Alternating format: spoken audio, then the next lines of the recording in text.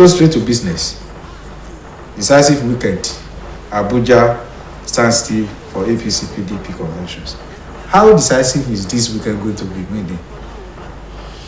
Yeah, politically and at the national level. Let me just say good afternoon, viewers. I'm very happy to be in the newsroom. It's in the public domain. Everybody is feeling the heat, no doubt about that, because this weekend will witness the convergence of political gladiators, especially the delegates who will be in Abuja to pick their party's presidential flag standard bearers. Call them standard bearers. You'll be right to say that, and so many things go with the election or the picking of candidates.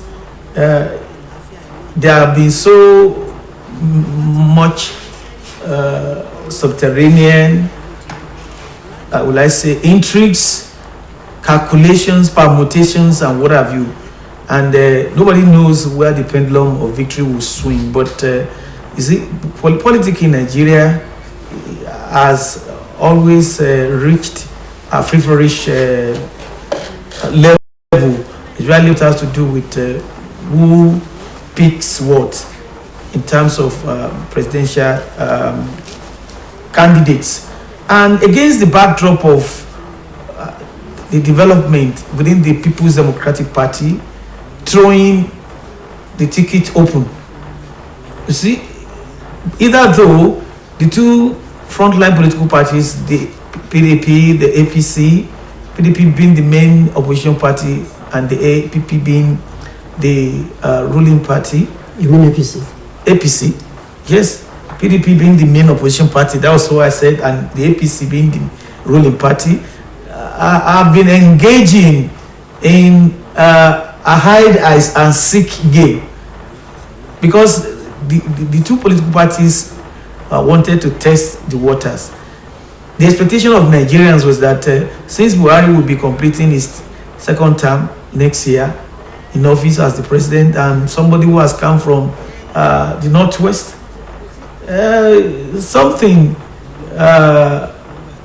should be done to respect the gentleman agreement, even though not overly stated in the Constitution of the Federal Republic of Nigeria, but it's part of the grand norms that we are all accustomed to, that the power must rotate and shift to the south.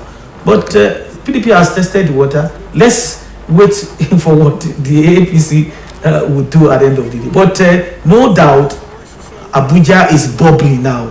Okay. And security, we understand that security is tight, okay, in order to forestall unsavory development. Okay, Dele. Yes, thank you. Abuja standing still. Why should it be standing still, even as this weekend is decisive?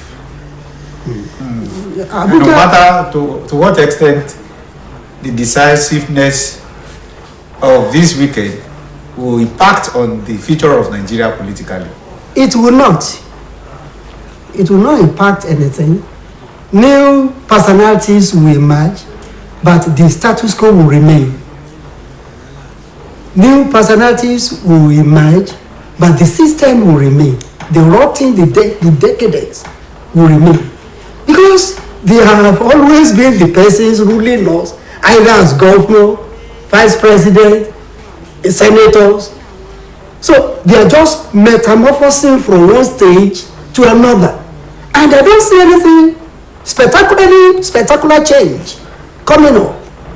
Jonathan, who was referred to as a clueless president, as somebody who could not tackle the nation's security problem, the economy was better under him, though, but that man has just been cleared by a court, a law court, a competent court, Federal court in Yoruba, to contest the presidential election, primary election, under APC, dramatically, amazingly, menacingly, threateningly, under APC. APC, Jonathan. And you just sit down and you think, why are these people insulting our sensibilities? What do they take us to be? Animals, cattle that you could be dragging up and down? Jonathan in APC?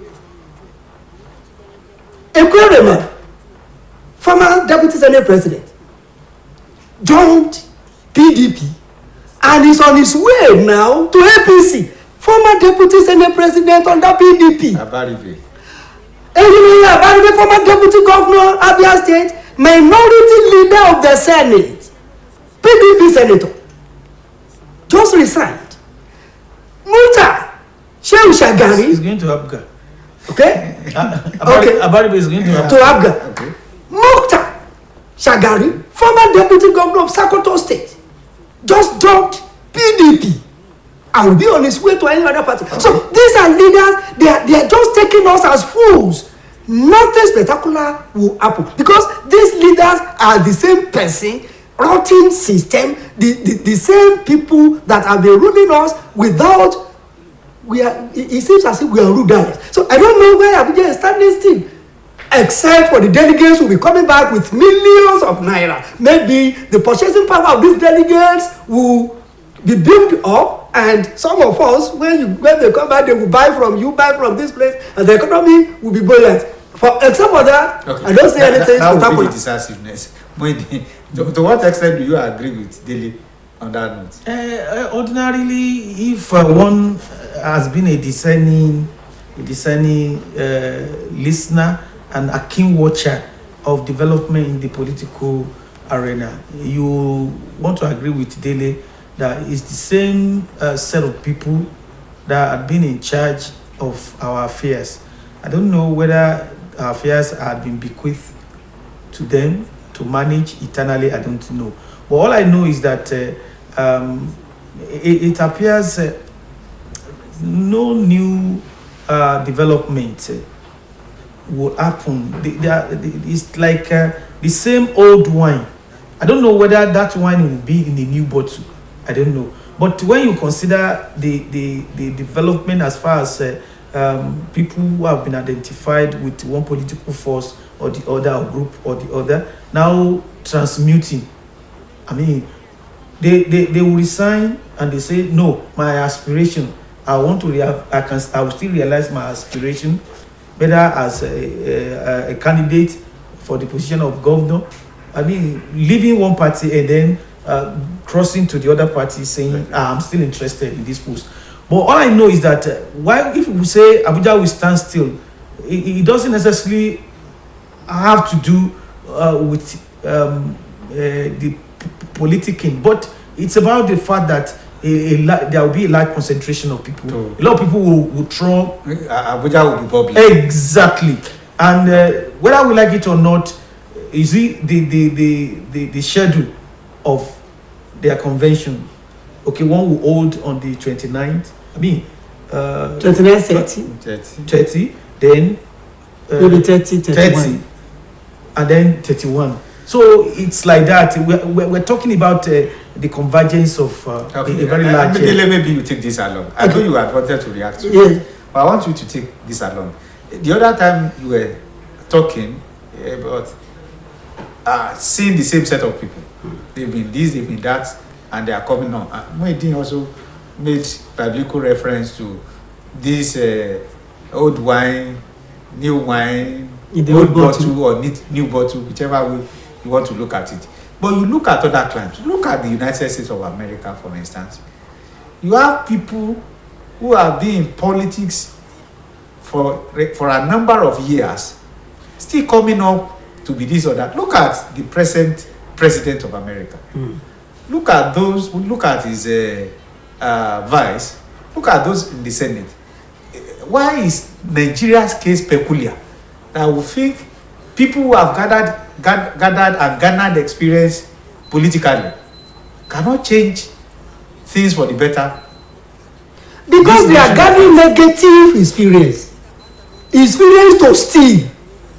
They are gathering experience to exploit us, to steal our money, to knock us down. not experience, they don't carry that experience to better adults, to develop us. Tell me one of these guys, those have been in power since 1999. Lawan, the Senate President, Ahmed Lawan.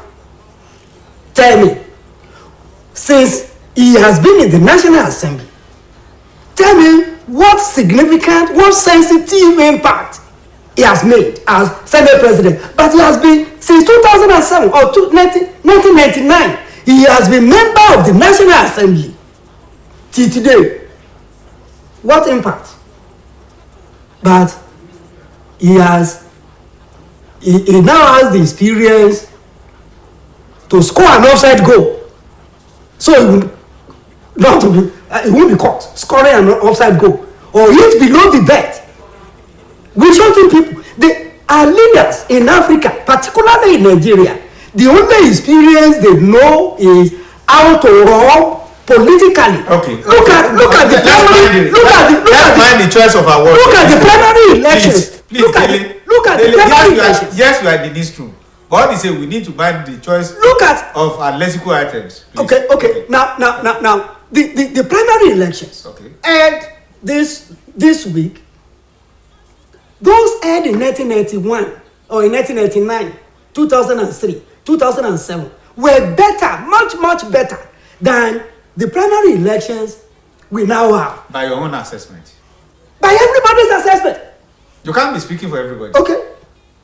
By my own assessment, okay. But I think my assessment will take along a very large number of views and opinions. Okay.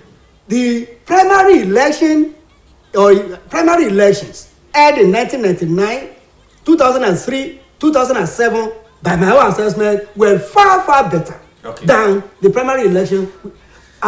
Should we be moving forward or backward? Rhetorical question. The answer will not come from me. Maybe. Yes. Talking about the clearance of Jonathan and the likelihood of him contesting, and other personalities have come out to vie for elections either in APC or PDP. You are looking at someone, Jonathan, Asiwaju Bola Tinubu, Vice President himself, Lawan that Dele had just spoken about. And if you cross to the other side, you are looking at people like Atiku, Sharaki, all these old ants. The outcome of that primary for PDP and the one for APC, he said there's nothing that the outcome will decide in practical terms, that it will still be business as usual. You share that sentiment, or you think from the primaries of these two political parties, knowing fully well that they are the two dominant political parties. Perchance, who knows, people are talking about third force, but so far so good, we haven't seen the force anywhere. So the outcome of what benefit will it be to Nigeria? Yeah, thank you so much. But in the run-up to the conventions of the two political parties, you heard me well when I said the other time that the PDP has thrown its own presidential tickets open, and that whoever will succeed Buhari, according to the plan of the PDP. The two parties, not only the PDP. No, you are. Let me. It's still fly. Let me learn. Yeah, according to the plan of the PDP is planning to provide the successor, that it will succeed. It will provide its own candidate, its own member to succeed Buhari. So that made the party to throw the ticket open, and that the president can come from any part of the country, And even Bukola Saraki has come to the open to say what his ilks are looking out for is a Nigerian president, that it could come from it. But everybody knows that the Atilogu dance, he has something. Is that the drama is somewhere not seen overly. Okay. But in the case of APC now is being a bit tactical, not to come to the open, not, I don't know, the card is still being kept to a little to the right, exactly, a little to the left. But what will really happen at the end of the day, at the end of the whole conventions, the entire conventions, definitely something will happen, something will change as far as the political calculation in the country is concerned. Okay. If PDP is able to come up with its own standard bearer and a northerner emerges at the end of the day, then it has, some implications. Okay. And if APC says, okay, let us go for a southerner, it has some implications. Okay. Sorry, quickly. Thank you. PDP to me has been more straightforward, more transparent. It came out clearly. We are throwing it open. Okay. Any presidential candidate can come from anywhere. Okay. But beside it, APC has been a bit tactical and deceitful. I will have that. Like I said the other time, let's be mindful of the choice. You are not saying your presidential candidate will come from anywhere. You are not throwing it open, but there is an Ahmed Lawan from Yobe, and there is a Yaya Bello from Kogi, North Central. 2 northern aspirants. Others from... nothing stops Nigerians from aspiring. Yes, but the party could have been bold, should have been bold enough. Should have been bold enough, courageous enough, transparent enough, honest enough to tell Nigerians we are also throwing tickets open. Even in 1999 when it was thrown open, you still have some people contesting against Obasanjo in PDP. Okay. So even in 2003, you still have some people, even from the north, also slugging it out with Obasanjo. Let's leave it at that. We'll move to this second topic, which is incidentally the last on this program today. The Academic Staff Union of Universities saying the 34 billion naira released by the federal government for the payment of minimum wage consequential adjustment was not part of the union's demands. And you have the national president of ASU, Professor Emmanuel Osodeke, saying that. What exactly will you say ASU wanted, Delhi? They are going too far. They are losing people's sympathy. Honestly, I sympathized with ASU. If the president has given you or has released 34 billion naira, whatever you want to spend that 34 billion naira as your salary or anything, go and share, resume. The future of another generation of Nigerians, of Nigerian leaders are at stake. You cannot continue to take these people for granted. They are your students. They are talking of rot in the university system, but I want to say, the system produced you. You graduated from University of Ilorin, and today, not because you are here, you can compete with anybody, any journalist in the world. If you have the opportunity of getting to Europe today and you are employed, you will perform. The system produced you.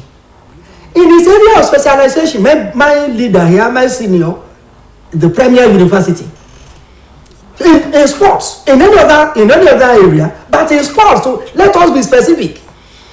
Take him to BBC as a sports correspondent, he will perform. The system produced him as a university graduate. He graduated from University of Ibadan. So what I sympathize with them, but they should leave the rotten system, go back and impart knowledge. Leave these students to develop. I was not like this when I graduated. I learned under you. You made me here professionally. So let them go out. These students will sort themselves out instead of holding them to ransom, instead of blocking or exposing them to unnecessary risk.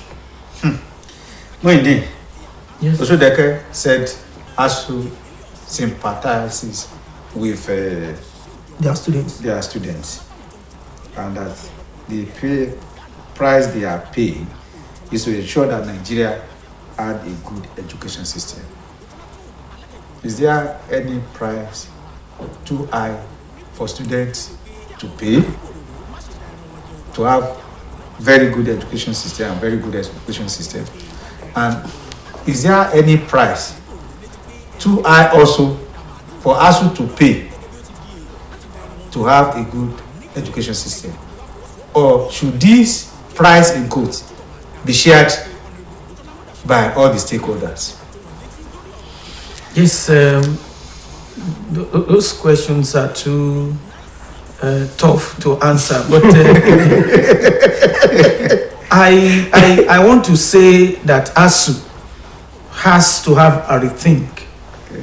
And much as I reckon with what Ajayi has said, that we identify with ASU has every right to demand for what will better not only their lot, but to improve the standard of education in Nigeria. So I give it to ASU that it has every right to demand. But we have to juxtapose our demands with the available resources.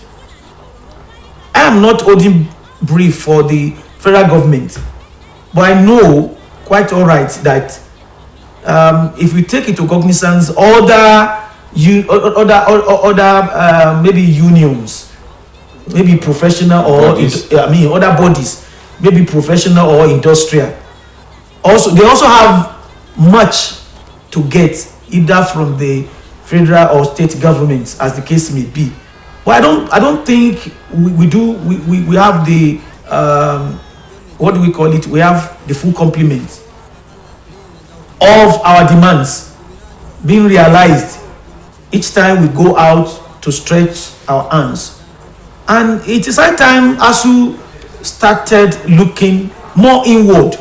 The university is not supposed to Create problems. but to solve problems. How much of the researches that all these ivory towers have done, how much of impact of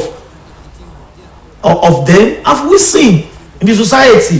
So much as I identify with ASU, I want to think ASU should tread softly, because the future of the nation, and more so at the end of the day, ASU will still enjoy the full complement of the money it never worked for. At the end of the day, there's no doubting the fact that ASU has the right to make demands from the government of the day from time to time, but something has to be done to ensure that the future of the nation is not put in jeopardy by considering their stance. They are maintaining a hardline posture, and it will help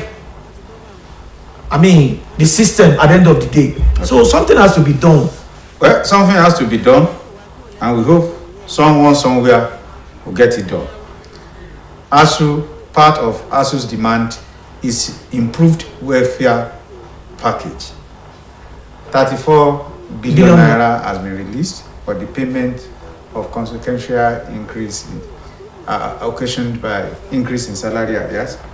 But ASU is saying that is not part of their demand. Not part of the core demands. But they asked for it. But the reality now is that ASU strike will continue. And they started way back in February 14. Like a friend will say, it is a running story. How close we are to the end of this running story lies in the womb of time. I want to appreciate you, Dele Ajayi, Head News and Current Affairs. Unique FM, Elisha. Thanks for being so frank and passionate as usual, as far as issues having to do with Nigeria as a nation and Nigerians as a people are concerned. We appreciate you. Thanks for being here. My pleasure. The Newsroom is yours, and you are enjoying it to the fullest. To our viewers out there, again, we apologize for not being able to run full length of In the Newsroom today. But we believe the abridged form must have, to a certain extent, served the purposes for which you are having the program. We'll be meeting again on Monday, 3:30 to 4:30. Until then, Akionla Olabi is my name. I say thanks for being there always. Bye for now.